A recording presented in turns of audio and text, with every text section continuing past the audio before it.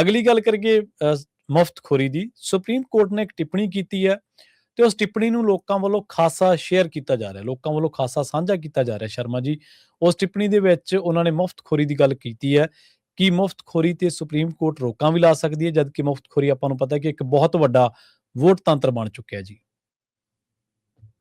ਰਵੀ ਜੀ, ਬਹੁਤ ਗੰਭੀਰ ਮਸਲਾ ਹੈ ਜੀ ਔਰ ਇਹ ਲਗਭਗ ਵਰਤਾਰਾ ਆਪਾਂ ਦੁਨੀਆ ਭਰ ਚ ਦੇਖਣ ਲੱਗੇ ਹਾਂ। ਜੀ ਜੀ ਬਿਲਕੁਲ। ਪਰ ਆਪਾਂ ਜੇ ਭਾਰਤ ਦੇ ਹਵਾਲੇ ਨਾਲ ਗੱਲ ਕਰੀਏ ਤਾਂ ਇਹਨੂੰ ਵੋਟ ਬੈਂਕ ਪੱਕਾ ਕਰਨ ਦੀ ਕਵਾਇਦ ਵਜੋਂ ਦੇਖਿਆ ਜਾਂਦਾ ਹੈ ਕਿ ਤੁਸੀਂ ਮੁਫਤ ਯੋਜਨਾ ਐਲਾਨੋ ਤੇ ਵੋਟਾਂ ਪੱਕੀਆਂ ਕਰੋ। ਹੁਣ ਬਿਜਲੀ ਵਾਲੇ ਮਾਮਲੇ ਦੇ ਵਿੱਚ ਜੇ ਆਪਾਂ ਪੰਜਾਬ ਦੇ ਹਵਾਲੇ ਨਾਲ ਦੇਖੀਏ, 300 ਯੂਨਿਟ ਬਿਜਲੀ ਮਾਫ ਹੈ ਤੇ ਉਹ ਉਹਨਾਂ ਨੂੰ ਵੀ ਹੈ ਜਿਨ੍ਹਾਂ ਦੇ ਘਰੇ 5-5 ਲੱਖ, 10-10 ਲੱਖ, 20-20 ਲੱਖ, 1 ਕਰੋੜ ਮਹੀਨੇ ਦਾ ਡਿੱਗਦਾ ਜੀ। ਸਹੀ ਹੈ ਨਾ, ਤੇ ਉਹਨਾਂ ਨੂੰ ਵੀ ਮਾਫ ਹੈ ਤੇ ਮਾਫ ਉਹਨਾਂ ਨੂੰ ਵੀ ਹੈ ਜਿਨ੍ਹਾਂ ਦੇ ਘਰੇ 2000 ਵੀ ਮਹੀਨੇ ਦਾ ਨਹੀਂ ਆ ਰਿਹਾ। ਸਹੀ ਗੱਲ। ਸੋ ਇਸ ਲਈ ਉਹ 2000 ਜਿਹਦੇ ਘਰੇ ਨਹੀਂ ਆ ਰਿਹਾ ਉਹਨੂੰ ਰੁਜ਼ਗਾਰ ਦੀ ਲੋੜ ਹੈ ਕਿ ਇਕੱਲੀ ਬਿਜਲੀ ਮਾਫੀ ਨਾਲ ਉਹਦਾ ਘਰ ਭਰਦਾ? ਬਿਲਕੁਲ ਬਿਲਕੁਲ।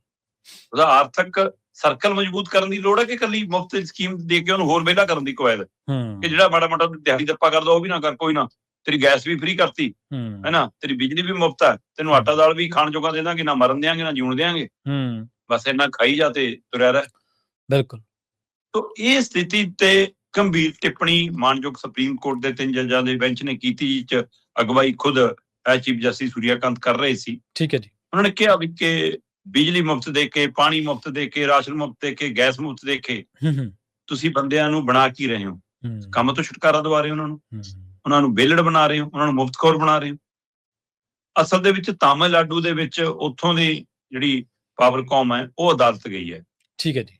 ਇਹ ਜੀ ਸਾਡਾ ਪੱਠਾ ਬੈਠ ਗਿਆ ਆ ਮੁਫਤ ਸਕੀਮ ਨੇ। ਹੋ ਸਕਦਾ ਕਿ ਉੱਥੇ ਕੇਂਦਰ ਦਾ ਥਾਪੜਾ ਹੋਵੇ ਪਾਵਰਕੌਮ ਨੂੰ, ਤਾਂ ਚਲੀ ਗਈ। ਹਾਲ ਤਾਂ ਸਾਰੇ ਸੂਬਿਆਂ ਚ ਇਸੇ ਤਰ੍ਹਾਂ ਦਾ ਹੀ ਹੈ। ਦਿੱਲੀ ਚ ਵੀ ਤਾਂ ਇਹੀ ਬੀਜੇਪੀ ਦੀ ਸਰਕਾਰ ਆ ਹੁਣ, ਜਿਹਨੇ 200 ਵੀ ਮਾਫ ਕੀਤੇ ਹੋਏ ਨੇ। ਪਹਿਲਾਂ ਉਹੀ 200 ਯੂਨਿਟ ਮਾਫ ਸੀਗੇ ਕੇਜਰੀਵਾਲ ਨੇ ਕੀਤੇ ਹੋਏ, ਹੈ ਨਾ। ਉਹੀ ਪੰਜਾਬ ਚ 300 ਯੂਨਿਟ ਲਿਆਏ ਤੇ ਹੁਣ ਅਗਲੀ ਵਾਰ ਜਿਹੜੇ ਸੱਤਾ ਜਾਣਾ ਚਾਹਣਗੇ ਹੋ ਸਕਦਾ 350 400 ਯੂਨਿਟ ਵੀ ਕਹਿਣ। ਉਹ ਤਾਂ ਜੀ ਸਹੀ ਹੈ। ਜਾਣਾ ਕਿੱਧਰ ਨੂੰ ਹੈ? ਸੋ ਕੁੱਲ ਮਿਲਾ ਕੇ ਇਹ ਸਥਿਤੀ ਲਗਭਗ ਹਰ ਸੂਬੇ ਦੇ ਵਿੱਚ ਹੈ। ਕਿਤੇ 100 ਯੂਨਿਟ, ਕਿਤੇ 125 ਯੂਨਿਟ, ਕਿਤੇ 150 ਯੂਨਿਟ, ਕਿਤੇ ਬੀਬੀਆਂ ਦੇ ਖਾਤੇ 'ਚ ਪੈਸੇ, ਕਿਤੇ ਬੀਬੀਆਂ ਨੂੰ ਮੁਫਤ ਸਫ਼ਰ, ਹੈ ਨਾ, ਦਿੱਲੀ ਤੋਂ ਲੈ ਕੇ ਪੰਜਾਬ ਤੱਕ ਮੁਫਤ ਸਫ਼ਰ ਹੈਗਾ। ਸੋ ਇਸ ਲਈ ਇਹ ਸਾਰੀ ਮੁਫਤਖੋਰੀ ਦੀਆਂ ਸਕੀਮਾਂ ਕੇਂਦਰ ਦੀ, ਮਤਲਬ ਉਹ ਕਹਿੰਦੇ ਗਰੀਬੀ ਚੋਂ ਅਸੀਂ ਕੱਢ ਰਹੇ ਹਾਂ ਮੁਲਕ ਨੂੰ, ਤੇ ਉਹ ਗਰੀਬਾਂ ਦੀ ਗਿਣਤੀ ਆਟਾ ਦਾਲ ਲੈਣ ਦੇ ਮਾਮਲੇ 'ਚ ਵਧੀ ਜਾਂਦੀ ਹੈ। ਵੋਟ ਬੈਂਕ ਪੱਕਾ ਕਰਨ ਦੀ ਕਵਾਇਦ ਹੈ। ਸਹੀ ਹੈ। ਇਹ ਸਾਰੇ ਮਸਲਿਆਂ ਉੱਤੇ ਮਾਨਯੋਗ ਸੁਪਰੀਮ ਕੋਰਟ ਨੇ ਸਖਤ ਟਿੱਪਣੀ ਕੀਤੀ। ਉਹਨਾਂ ਨੇ ਕਿਹਾ ਵੀ ਕਿ ਤੁਸੀਂ ਕੀ ਵੋਟਾਂ ਪੱਕੀਆਂ ਕਰਨ ਲਈ ਸਾਰਾ ਕੁਝ ਕਰ ਰਹੇ ਹੋ? ਕੀ ਤੁਹਾਨੂੰ ਚੋਣਾਂ ਦੇ ਨੇੜੇ ਜਾ ਕੇ ਮੁਫਤ ਵਾਲੀਆਂ ਸਕੀਮਾਂ ਦੀ ਚੇਤੇ ਆਉਂਦੀ ਹੈ? ਕੀ ਤੁਸੀਂ ਭਾਰਤੀ ਸੱਭਿਆਚਾਰ ਅਨੁਸਾਰ ਲੋਕਾਂ ਨੂੰ ਮਾਣ ਸਨਮਾਨ ਨਾਲ ਜ਼ਿੰਦਗੀ ਜਿਉਣ ਦਾ ਹੱਕ ਦੇਣ ਦੇ ਧਾਰਨੀ ਨਹੀਂ ਹੈਗੀ? ਸੋ ਕਾਫੀ ਗੰਭੀਰ, ਕਾਫੀ ਅਰਥ ਭਰਪੂਰ ਟਿੱਪਣੀਆਂ ਨੇ ਜੀ ਜੀ। ਔਰ ਮੈਨੂੰ ਲੱਗਦਾ ਕਿ ਇਹ ਮਾਤਰ ਟਿੱਪਣੀਆਂ ਨਾ ਰਹਿਣ, ਫੈਸਲੇ ਰੂਪ ਚ ਆਉਣ। ਮਾਨਯੋਗ ਸੁਪਰੀਮ ਕੋਰਟ ਫੈਸਲਾ ਸੁਣਾ ਸਕਦੀ ਹੈ ਕਿ ਕੋਈ ਵੀ ਮੁਫਤਖੋਰੀ ਵਾਲੀ। ਔਰ ਮੈਨੂੰ ਇਹ ਵੀ ਲੱਗਦਾ ਹੈ ਮਤਲਬ ਕਿ ਪ੍ਰਵੀਨ ਜੀ, ਕਿ ਅੱਜ ਨਹੀਂ ਤਾਂ ਕੱਲ੍ਹ ਨੂੰ ਰਾਜਨੀਤਿਕ ਪਾਰਟੀਆਂ ਨੂੰ ਗੁਪਤ ਮੀਟਿੰਗ ਕਰਕੇ ਫੈਸਲਾ ਲੈਣਾ ਪੈਣਾ। ਨਹੀਂ ਉਹਨਾਂ ਦੇ ਹੱਥੋਂ ਸਾਰੀ ਗੇਮ ਨਿਕਲ ਜਾਣੀ।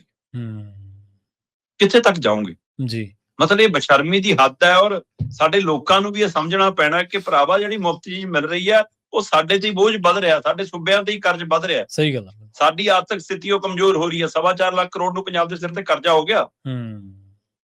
ਬੱਸਾਂ ਰੋਡਵੇਜ਼ ਦੀਆਂ ਸੜਕ ਤੇ ਚੜ੍ਹਨੋਂ ਰੁਕੀ ਜਾਂਦੀਆਂ ਨੇ ਕਿਉਂਕਿ ਜਿਹੜੀ ਖਰਾਬ ਹੁੰਦੀ ਹੈ ਉਹ ਖੜ ਜਾਂਦੀ ਹੈ ਜਾ ਕੇ।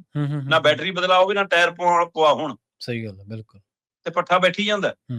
ਪਾਵਰਕੌਮ ਦਾ ਹਾਲ ਇਹੀ ਹੈ ਨਾ, ਤੂੰ ਦੇ ਨਹੀਂ ਹੋ ਰਹੇ ਪੈਸੇ।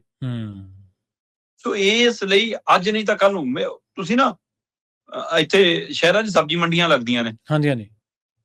ਉਹ ਸਬਜ਼ੀ ਮੰਡੀਆਂ 'ਚ 15 ਜਣੇ ਬੈਠੇ ਹੋਣਗੇ ਆਲੂ ਪਿਆਜ਼ ਲੈ ਕੇ। ਸਾਰਿਆਂ ਦਾ ਰੇਟ ਇੱਕੋ ਹੁੰਦਾ ਜੀ ਜੀ।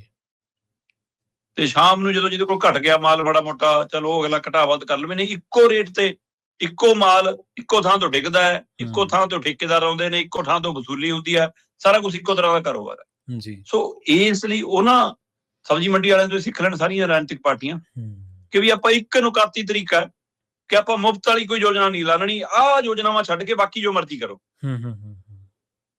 ਘੱਟੋ ਘੱਟ ਆਰਥਿਕ ਬੋਝ ਸੂਬਿਆਂ ਤੇ ਵੀ ਘਟ ਜੂਗਾ ਜੀ, ਤੇ ਰਾਜਨੀਤਿਕ ਪਾਰਟੀਆਂ ਨੂੰ ਵੀ ਸੁੱਖ ਦਾ ਸਾਹ ਆ ਜੂਗਾ।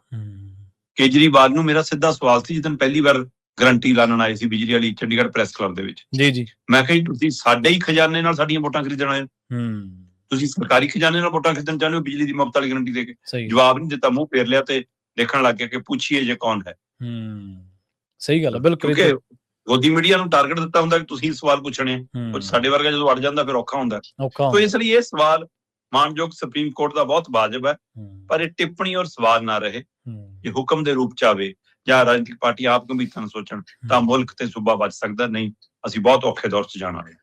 ਹਾਂਜੀ ਬਿਲਕੁਲ, ਤਾਂ ਹੀ ਤਾਂ ਉਹਨਾਂ ਨੇ ਹੁਣ ਪੈਟਰਨ ਨਹੀਂ ਬਦਲ ਲਿਆ, ਉਹਨਾਂ ਨੇ ਉਹ ਥਾਵਾਂ ਹੀ ਛੱਡਤੀਆਂ ਜਿੱਥੇ ਪੱਤਰਕਾਰ ਬਹਿੰਦੇ ਆ, ਉਹਨਾਂ ਨੇ ਆਪਦੀਆਂ ਥਾਵਾਂ ਬਣਾ ਲਈਆਂ, ਆਪਦੇ ਪੱਤਰਕਾਰ ਸੱਦ ਲਏ। ਹੁਣ ਆਪਦੇ ਪੱਤਰਕਾਰ ਥੋੜ੍ਹਾ ਪੁੱਛਣਗੇ ਸਵਾਲ, ਜਿਹੜਾ ਔਖਾ ਹੋਊਗਾ ਉਹ ਤਾਂ ਪ੍ਰਮੋਸ਼ਨ ਵਾਲਾ ਸਵਾਲ ਪੁੱਛਣਗੇ ਨਾ। ਇਸੇ ਕਰਕੇ ਉਹ ਸੰਸਥਾਵਾਂ ਹੀ ਖਤਮ ਕੀਤੀਆਂ ਜਾ ਰਹੀਆਂ ਨੇ, ਜਿਹੜੀਆਂ ਸੰਸਥਾਵਾਂ ਦੇ ਵਿੱਚ ਥੋੜ੍ਹੀ ਜਿਹੀ ਔਖ ਹੈ।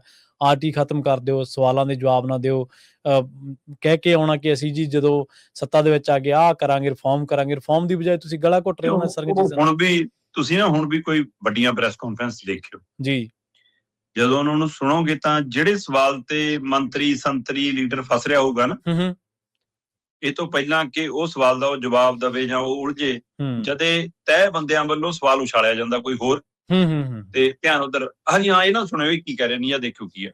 ਬਿਲਕੁਲ ਧਿਆਨ ਡਿਵਰਟ ਕਰਨ ਲਈ ਪਹਿਲਾਂ ਹੀ 5-4 ਪੱਤਰਕਾਰਾਂ ਨੂੰ ਥਾਪੜਾ ਜੇ ਸਵਾਲਾਂ ਲਈ ਦਿੱਤਾ ਹੁੰਦਾ, ਜਿਹੜਾ ਉੱਥੇ ਦਾ ਕੋਈ ਮਾਇਨੇ ਵੀ ਨਾ ਉਹ ਸਵਾਲ ਪੁੱਛ ਲਓ। ਸਹੀ ਗੱਲ, ਬਿਲਕੁਲ।